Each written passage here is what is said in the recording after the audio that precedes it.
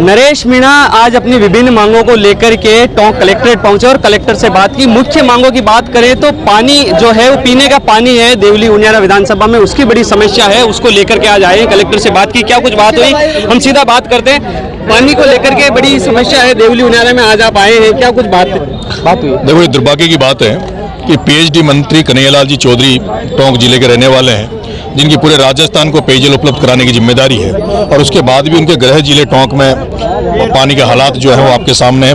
बड़ी इस ग्रीष्मकालीन उसमें पानी मिल नहीं रहा, लोग पैसे पे, खुद के निजी पैसे पे टैंकर मंगा के पानी पी रहे हैं। ऐसे में आज पेयजल की समस्या को लेकर मैंने जिला कलेक्टर महोदया को ज्ञापन दिया था। और अनिश्चितकालीन धरने को लेकर के प्लान था, आप आए, बातचीत हुई और अब आपने धरना स्थगित कर दिया। मैं बिल्कुल धरना का मन बना के आया था, लेकिन जिस तरह से कलेक्टर मैडम से मिला और जिस तरह से कलेक्टर मैडम ने मेरे आने से पहले पूरे पीएचडी डिपार्टमेंट के एडिशनल चीफ पूरे स्टाफ को बिठाकर जिस तरह से संतोषजनक रूप से हमें जवाब दिया, और उन्होंने कहा कि मैं आपको धरने की जरूरत नहीं है, हम बिना उसके ही एक एक बिंदु पर नोटिस करके एक गाँव को चिन्हित करके और इसका निवारण करेंगे। उन्होंने बताया कि 60 लाख रुपए हमने टैंकर के लिए रिलीज किए हैं। इसके अलावा हेड पंप जहाँ भी जो भी जरूरत होगी, जल जीवन मिशन का हमने उनको ये रखा कि भाई जल जीवन मिशन में जो पाइपलाइन डली है, पूरे रोड खोद दिए, गाँव में पानी जा नहीं रहा है, उसको लेकर बड़ी समस्या थी। तो उसको लेकर उन्होंने कहा कि भाई जो एसी ने बताया कि जो ठेकेदार जो जल जीवन मिशन में जो काम कर रहे थे उनको पेमेंट नहीं मिलने के कारण उन्होंने काम रोक दिया। कितने दिनों का आश्वासन मिला है?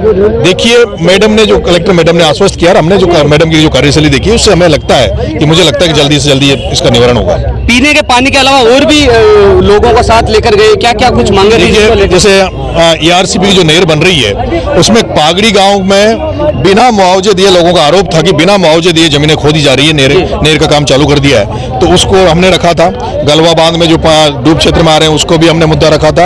एक हमने रोड का रखा, सोप से लेकर अलीगढ़ और अलीगढ़ से लेकर बनेटा था जो रोड बंद पड़ा है, खुदा पड़ा है, उसको लेकर भी हमने कलेक्टर मैडम को कहा। तो उन्होंने कहा एक दारूला एक ढाणी है नगर फोर्ट में, जिसको रेवेन्यू गांव बनाने की बात थी, तो मैडम ने कहा कि मैं इसको जल्दी जल्दी बनवाएंगे। देखिए, नंगे पांव आप यानी विधानसभा उपचुनाव को से लेकर के अभी भी यानी चल रहे हैं। कैमरामैन से कहूंगा एक बार इनके यानी दिखा दे, ये क्या कुछ है, और इस गर्मी के अंदर नंगे पांव क्या कुछ भगवान की मैंने जब उनियारा का उपचुनाव लड़ा था, दो प्रण लिए थे कि मैं साफा तो जब तक नहीं बांधूंगा जब तक मैं विधानसभा नहीं पहुंच जाता।